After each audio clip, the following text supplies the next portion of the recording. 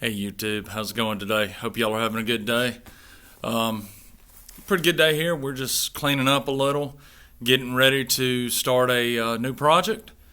We've got a local farmer who wants some gates built, and so we're going to work on those. So let me show you.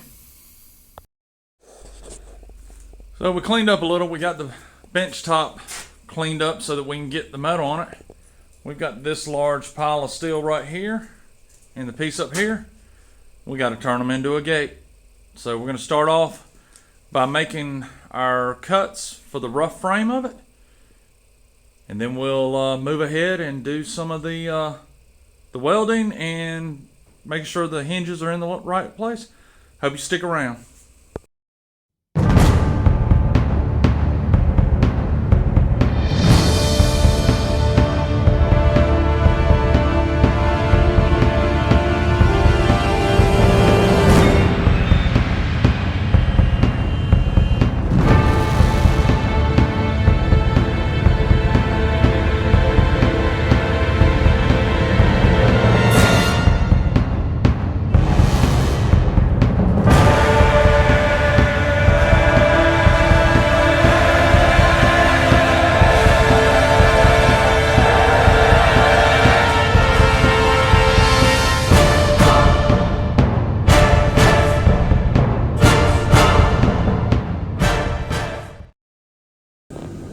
Alright, there's the first frame. We are 48 inches from here to there, and from the far end down there to here we are 11 feet.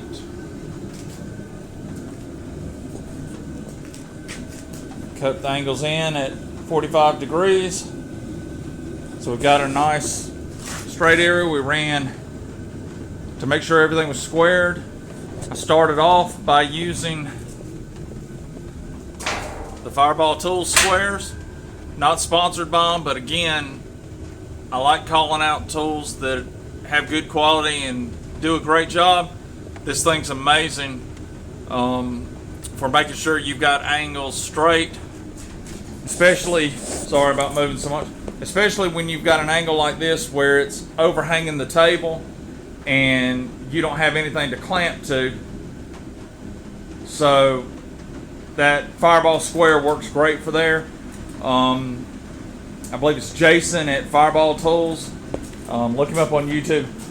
Again, great product. So we got it squared with the monster square, and then we went and measured from that corner to this corner, and from this corner all the way down to that corner. We got the exact same measurement, so we know it's square, we know it's true. So we've got a good gate. So the next thing we're going to do is put crossbars in it to help support it, and what we're going to use for that is 2x2 square tubing. And so I'll measure that out. We'll get it cut, get it welded in, and try to get this first gate done. Alright, so as you can see, we got the first brace in, and we're going to run another brace from that corner to this corner. But what I don't want to do is I don't want to have to cut these pieces. I want the braces to be solid. So what we're going to do, we're going to notch this piece, and we're going to notch the other piece that's going to cross over. That way we have two solid pieces, and when we weld them together, they're going to tie into each other and just add a little more strength.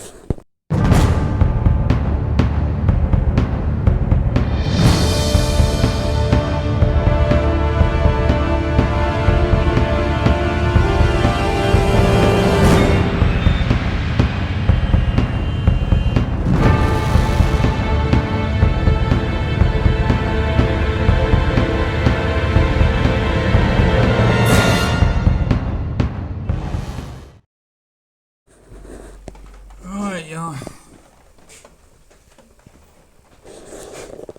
this is, so as you see, I cut halfway through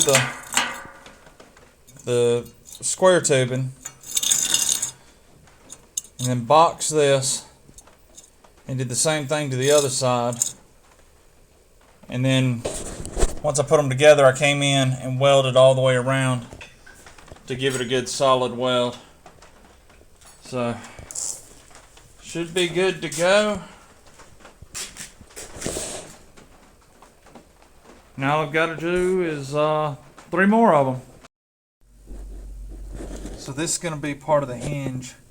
We've taken a inch and a half piece of pipe or tubing.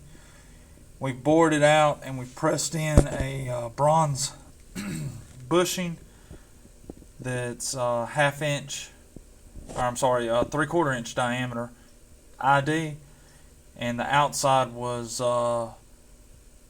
right at inch and 100 thousandths. So, but now what we'll do is we'll take and we'll weld a cap on this end, and that's what I'm doing right here. I'm welding them down to this plate steel. We'll cut it off, clean the ends of it up, and then I'm going to drill. Here's one that's welded up. I'm going to drill and tap a hole in the bottom to allow for a grease fitting so that we can grease them as they're on the gates.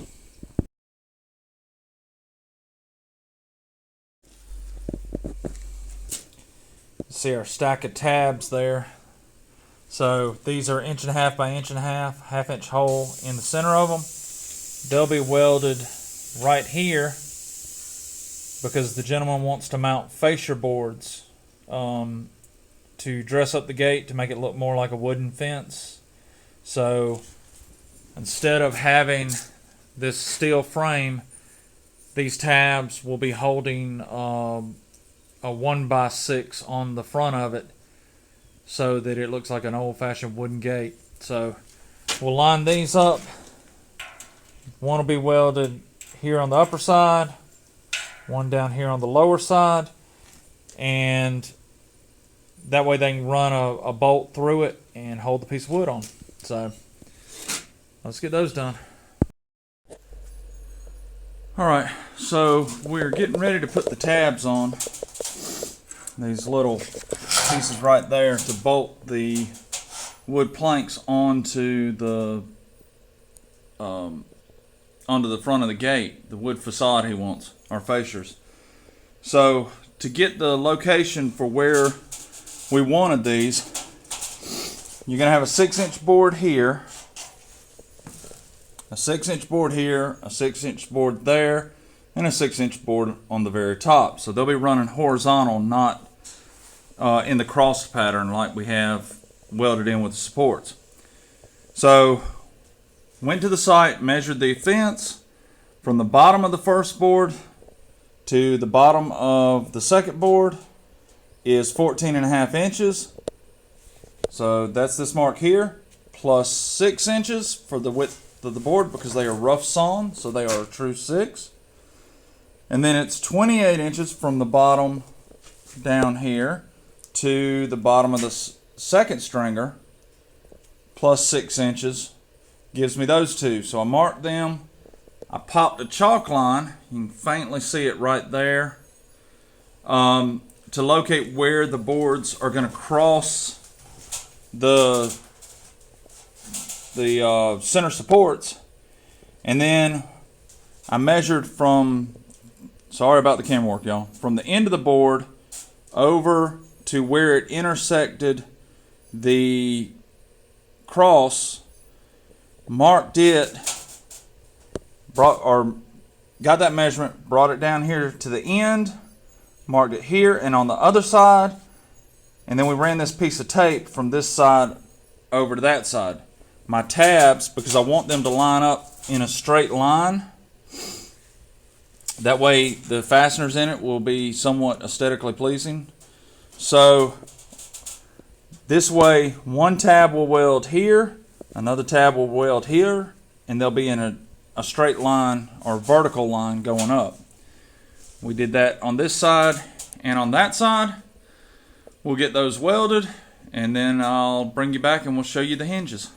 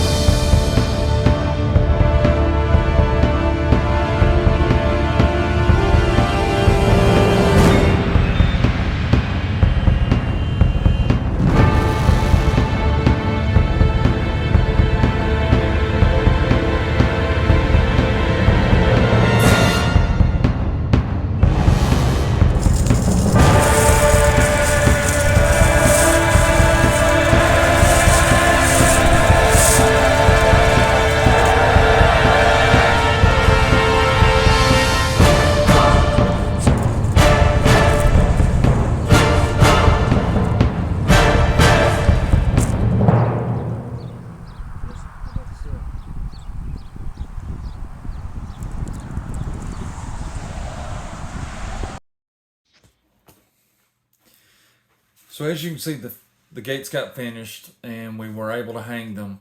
Now we went on and we hung them originally before the powder coating was done. That way we could make sure that everything fit.